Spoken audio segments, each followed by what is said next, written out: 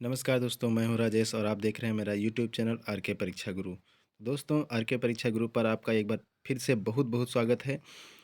तो प्यारे मित्रों, जल्दी से लाइक और शेयर कर दीजिए और सब्सक्राइब कर दीजिए, जिससे आने वाली अगली वीडियो आप तक आसानी से पहुंच सके। तो आज हम 50 प्रश्नों की प्रैक्टिस सीरीज जो हमारी चल रही है, जिसमें से हम हिंदी नाटक विधा से पर आधारित 100 प्रश्न महत्वपूर्ण देख चुके हैं, जिसमें आज फिर 50 प्रश्नों की वीडियो है, जिसमें 101 से लेकर के 150 तक क्वेश्चन देखेंगे। तो आज की वीडियो का हमारा पहला प्रश्न है और प्रैक्टिस सीरीज का 101 प्रश्न है। तो चलिए शुरुआत करते हैं। इनमें से इनमें से चिरंजीत किस विधा से जुड़े हुए कृतिकार हैं? इनमें से बताना है चिरंजीत किस विधा से जुड़े हुए कृतिकार हैं। तो 101 में विकल्प नंबर सी सही हो जाएगा, एकांकी विधा से। अगला है चतुर्भुज महाशय महाशय किस विधा की रचना है? चतुर्भुज महाशय किस विधा की रचना है? प्रश्न नंबर 102 है, विकल्प नंबर बी सही हो जाएगा, एकांकी विधा की रचना है। मुझे जीने दो के रचयिता का नाम छांटिए। मुझे जीने दो के रचयिता का नाम छांटिए। तो ये है 103 नंबर का प्रश्न है, जिसमें विकल्प नंबर हमारा डी सही हो जाएगा, रेवती शरण शर्मा। रेवती शरण शर्मा। प्रश्न नंबर 104 है, इनमें से कौन सा एकांकी सत्येंद्र भारत का है? इनमें से कौन सा एकांकी सत्येंद्र भारत का है? तो प्रश्न नंबर 104 का विकल्प नंबर हमारा सही हो जाएगा बी, शोहदा। शोहदा। अगला है प्रश्न नंबर 105 है, लक्ष्मी का स्वागत किस एकांकीकार की कृति है? लक्ष्मी का स्वागत किस एकांकीकार की कृति है? तो प्रश्न नंबर 105 का विकल्प नंबर बी सही हो जाएगा, सेठ गोविंद दास। सेठ गोविंद दास की है। प्रश्न नंबर 106 है, कबूत कबूत रखाना किस एकांकीकार की रचना है? जी हाँ दोस्तों, कबूत रखाना किस एकांकीकार की रचना है? बहुत ही वेरी मोस्ट इम्पॉर्टेंट है।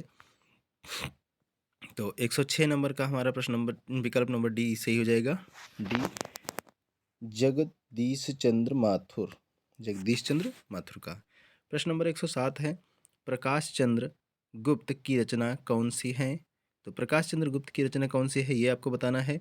प्रश्न नंबर 107 है, विकल्प नंबर डी सही सी सही हो जाएगा, विजय किसकी। विजय किसकी।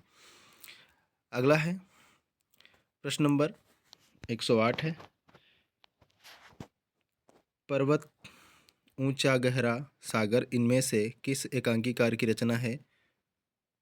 ऊंचा पर्वत गहरा सागर इनमें से किस एकांकीकार की रचना है? ऊंचा पर्वत गहरा सागर। तो प्रश्न नंबर 108 का विकल्प नंबर बी सही हो जाएगा, विष्णु प्रभाकर। प्रश्न नंबर 109 है, कौन सी कृति उपेंद्र नाथ अशक की नहीं है? कौन सी कृति उपेंद्र नाथ अशक की नहीं है? तो 109 का विकल्प नंबर सी सही हो जाएगा, क्रांतिकारी। प्रश्न नंबर 110 है, डॉक्टर रामकुमार वर्मा की कृति इनमें से कौन सी है? डॉक्टर रामकुमार वर्मा की इनमें कृति कौन सी है इनमें से? तो 110 का विकल्प नंबर सी सही हो जाएगा, कौमुदी महोत्सव। कौमुदी महोत्सव। प्रश्न नंबर 111 है, कौन सी कृति मोहन राकेश की नहीं है? कौन सी कृति मोहन राकेश की नहीं है? तो प्रश्न नंबर 111 का विकल्प नंबर डी सही हो जाएगा, उद्देश्य चतुष्पथ। चतुष्पथ नहीं है।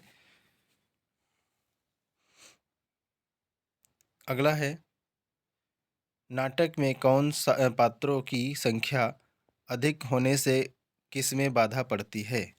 नाटक में पात्रों की संख्या अधिक होने से किसमें बाधा पड़ती है? तो प्रश्न नंबर 112 का विकल्प नंबर हमारा ए सही हो जाएगा, अभिनेता एवं रंगमंचीयता पर प्रभाव पड़ता है या बाधा पड़ती है। अगला है, प्रश्न नंबर 113।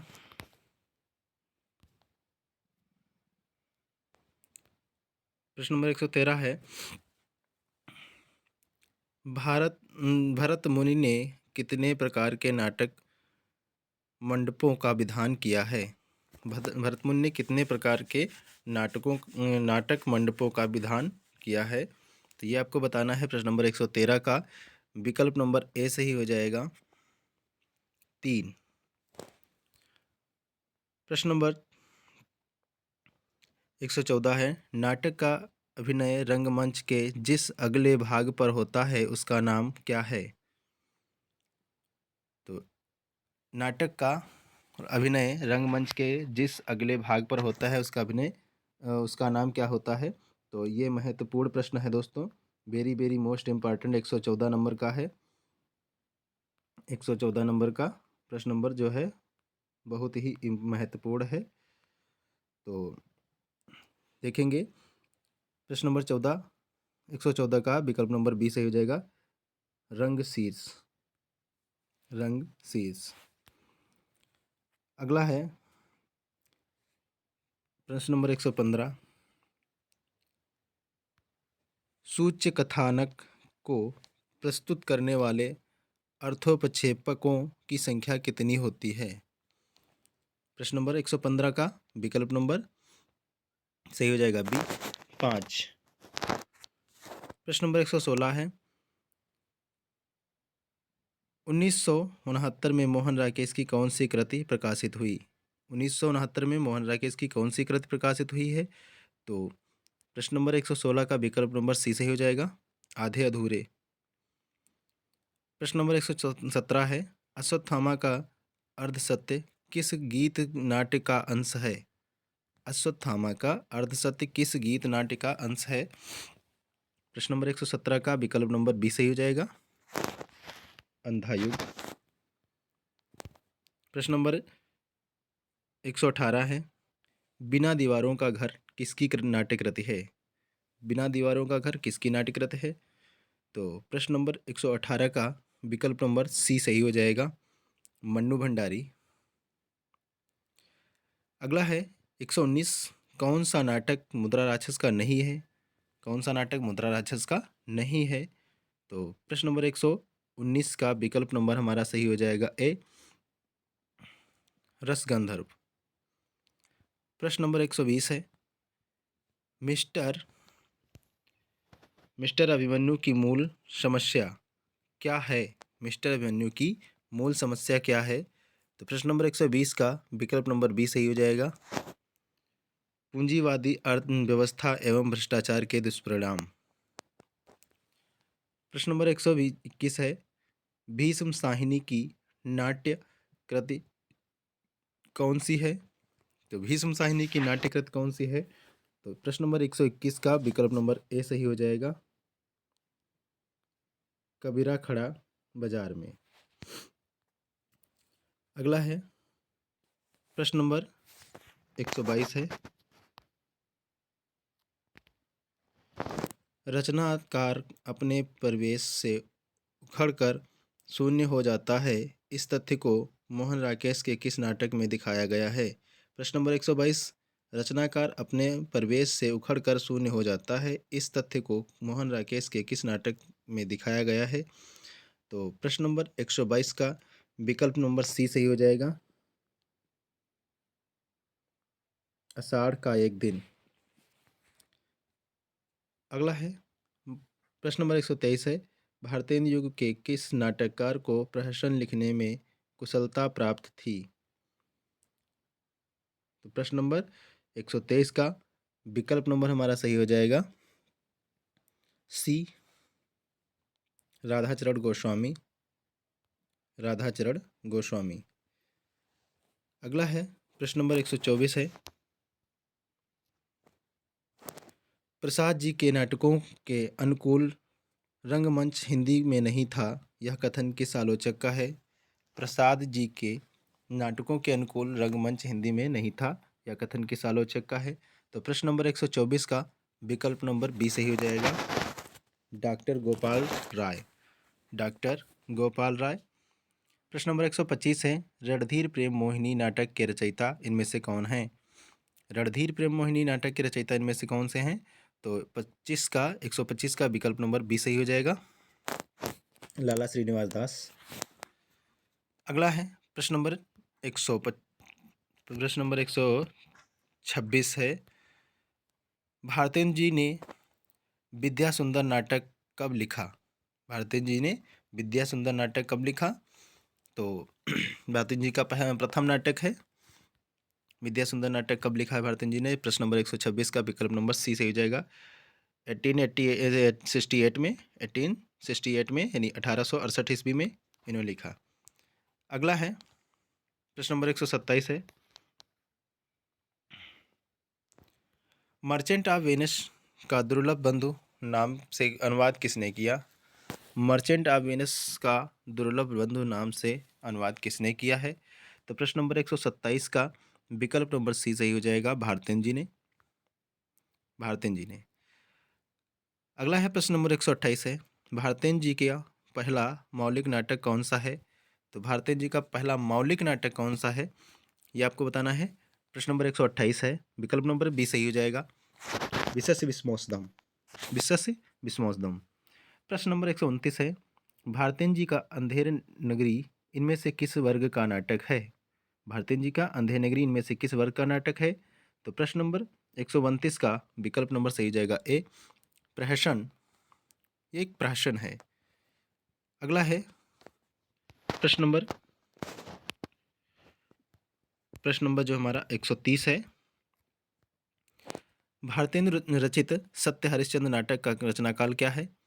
भारतेंदु रचित सत्य हरिश्चंद्र नाटक का रचनाकाल क्या है? प्रश्न नंबर 130 का विकल्प नंबर हमारा बी सही हो जाएगा, 1875, 1875। अगला है प्रश्न नंबर 131 है, 131, परिवार के सभी सदस्य अविश्वास, कुंठा, संशय, हीनता बोध एवं विघटन के भाव लिए जी रहे हैं, यह कथन मोहन राकेश के किस नाटक पर लागू होता है?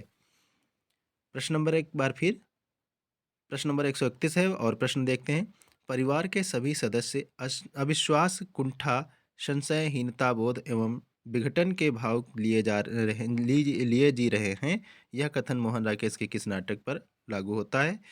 तो प्रश्न नंबर 131 का विकल्प नंबर सही हो जाएगा बी, आधे अधूरे नाटक पर। अगला है प्रश्न नंबर 132 है, शासन यदि मेरी रचना पर रोक लगाएगा तो वह दूसरे राज्यों में सप्तम स्वर में सुनी जाएगी, या कथन किस नाटक में संदर्भ में है? किस नाटक के संदर्भ में है? थोड़ा सा तो यहाँ पर मिस्टेक है, तो किसे है 132 का? प्रश्न नंबर 132 विकल्प नंबर सी सही हो जाएगा, आठवां सर्ग। प्रश्न नंबर 133 है, इनमें से किस नाटक में देश प्रेम एवं राष्ट्रीयता का स्वर मुखरित हुआ है? इनमें से किस रचना में यानी किस नाटक में देश प्रेम एवं राष्ट्रीयता का स्वर मुखरित हुआ है? तो प्रश्न नंबर 133 का विकल्प नंबर सी सही हो जाएगा, चंद्रगुप्त। प्रश्न नंबर 134 है, साहित्य में श्लीलता एवं अश्लीलता का प्रश्न नहीं किस नाटक में उठाया गया है? साहित्य में श्लीलता एवं अश्लीलता का प्रश्न किस नाटक में उठाया गया है? तो प्रश्न नंबर 134 का विकल्प नंबर डी सही हो जाएगा, आठवां सर्ग में। प्रश्न नंबर 135 है, किस नाट्य कृति की रचना भारतेंदु ने एक रात में की थी? किस नाट्य कृति की रचना भारतेंदु जी ने एक रात में की थी? प्रश्न नंबर 135 का विकल्प नंबर, प्रश्न नंबर 135 का विकल्प नंबर सी सही हो जाएगा, अंधेर नगरी। अंधेर नगरी को अंधेरे में ही लिखा था। 136, प्रश्न नंबर 136 है, व्यक्ति को ब्रह्म संघर्ष की नहीं आंतरिक संघर्ष भी झेलना पड़ते हैं, यह किस रचना के संदर्भ में सटीक है? प्रश्न 136। प्रश्न एक बार से व्यक्ति को बाह्य संघर्ष ही नहीं आंतरिक संघर्ष भी झेलना पड़ता है। यह किस रचना के संदर्भ में सटीक है? तो प्रश्न नंबर 136 का विकल्प नंबर हमारा सही हो जाएगा डी, अंधा युग में। प्रश्न नंबर 137 है, कौन सी रचना एकांकी गणेश प्रसाद द्विवेदी का नहीं है? कौन सा एकांकी गणेश प्रसाद द्विवेदी का नहीं है? तो प्रश्न नंबर 137 का विकल्प नंबर हमारा सी सही हो जाएगा, नानक की नमाज। नानक की नमाज। प्रश्न नंबर 138 है, सेठ गोविंद दास किस काल के नाटककार हैं? सेठ गोविंद दास किस काल के नाटककार हैं? प्रश्न नंबर 138 का विकल्प नंबर हमारा सही हो जाएगा सी, प्रसाद युग के। तो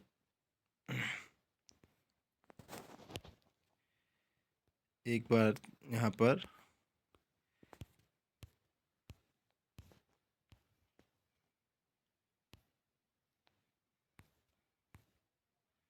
प्रश्न नंबर 138 का हमारा था प्रसाद युग के सेठ गोविंद दास किस काल के नाटककार हैं। प्रश्न नंबर 139 है, गरुड़ध्वज इनमें से किस नाटककार की कृति है? गरुड़ध्वज इनमें से किस नाटककार की कृति है? तो प्रश्न नंबर 139 का विकल्प नंबर हमारा सही हो जाएगा सी, लक्ष्मी नारायण वर्मा। प्रश्न नंबर 140 है, जय आदित्य नाटक की कथा का संबंध किस काल से है? जय आदित्य नाटक की कथा का संबंध किस काल से है?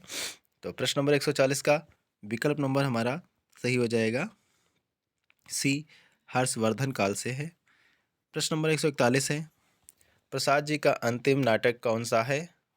प्रसाद जी का अंतिम नाटक कौन सा है? प्रश्न नंबर 141 का विकल्प नंबर सी सही हो जाएगा, ध्रुवस्वामिनी। ध्रुवस्वामिनी। अगला है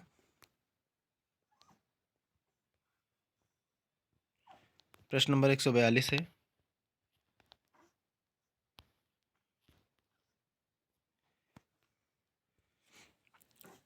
कालक्रम की दृष्टि से प्रसाद का कौन सा नाटक पहले आएगा? काल की क्रम की दृष्टि से प्रसाद का कौन सा नाटक पहले आएगा? तो इसमें आपको कालक्रम को ध्यान में देखना है कि 142 का हमारा विकल्प नंबर सही हो जाएगा सी। यहाँ पर विकल्प नंबर बी सही हो जाएगा, अजातशत्रु।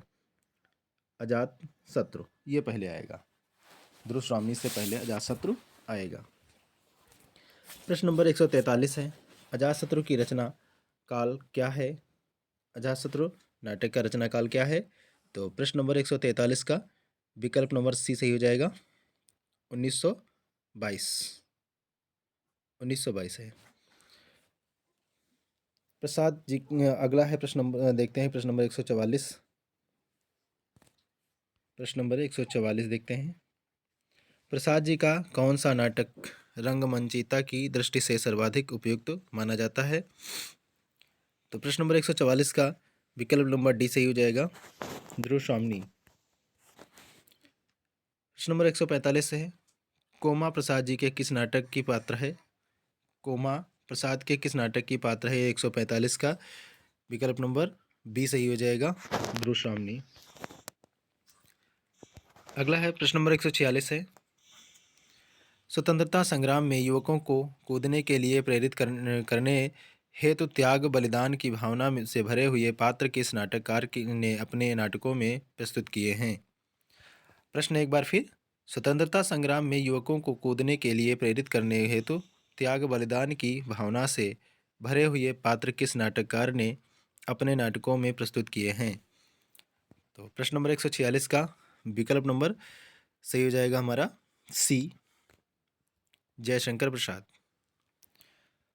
प्रश्न नंबर 147 है, किस नाटककार ने नाटकों के माध्यम से हिंदी को लोकप्रिय बनाया है और फारसी रंगमंच का विरोध किया है? किस नाटककार ने नाटकों के माध्यम से हिंदी को लोकप्रिय बनाया और फारसी रंगमंच का विरोध किया है? प्रश्न नंबर 147 का विकल्प नंबर हमारा सही हो जाएगा बी, भारतेंदु हरिश्चंद्र। अगला है प्रश्न नंबर 148 है, चार बेचारे किस नाटककार की कृति है? तो चार बेचारे किस नाटककार की कृति है? प्रश्न नंबर 148 का विकल्प नंबर हमारा सी सही हो जाएगा, पांडे बेचन शर्मा उग्र। प्रश्न नंबर 149 है, कौन सी कृति हरिकृष्ण प्रेमी की नहीं है? तो प्रश्न नंबर 149 का विकल्प नंबर डी सही हो जाएगा, सिंदूर की होली। प्रश्न अंतिम 150, नारी समस्या को इनमें से किस नाटककार ने अपने नाटकों में स्थान दिया है? प्रश्न नंबर 150 है, आखिरी प्रश्न है आज की वीडियो का। तो नारी समस्या को इनमें से किस नाटककार ने अपने नाटकों में स्थान दिया है? तो प्रश्न नंबर 150 का विकल्प नंबर हमारा सी सही हो जाएगा, लक्ष्मी नारायण मिश्र। तो दोस्तों इस प्रकार से हमारे 50 प्रश्नों की प्रैक्टिस सीरीज का समापन होता है। तो आज जो है आपके लिए एक क्वेश्चन रहेगा जिसमें आप लोग इसका उत्तर कमेंट बॉक्स में देंगे।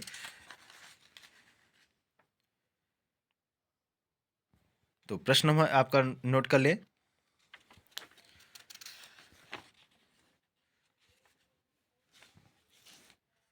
दोस्तों प्रश्न नोट कर लें आप लोग। तो आज का प्रश्न जो है वो है, रंगमंच के पीछे का भाग क्या कहा जाता है? प्रश्न है, रंगमंच के पीछे का भाग क्या कहा जाता है? तो इसका विकल्प नोट कर लें, रंगशाला, रंगपीठ, नेपथ्य और रंगशीर्ष। ये आपको दोस्तों आप कमेंट बॉक्स में बताना है इसका जवाब, और देखते हैं कौन इसको पहले से बताता है। तो मिलते हैं अगले नेक्स्ट वीडियो में, और इस आंसर के साथ प्रश्न एक बार फिर से रिपीट कर दें। रंगमंच के पीछे का भाग क्या कहा जाता है? विकल्प ए रंगशाला, बी रंगपीठ, सी नेपथ्य, डी रंगशीर्ष। ठीक है, तो प्रश्न कमेंट बॉक्स में आंसर मिले, और तब तक के लिए नमस्कार, जय हिंद।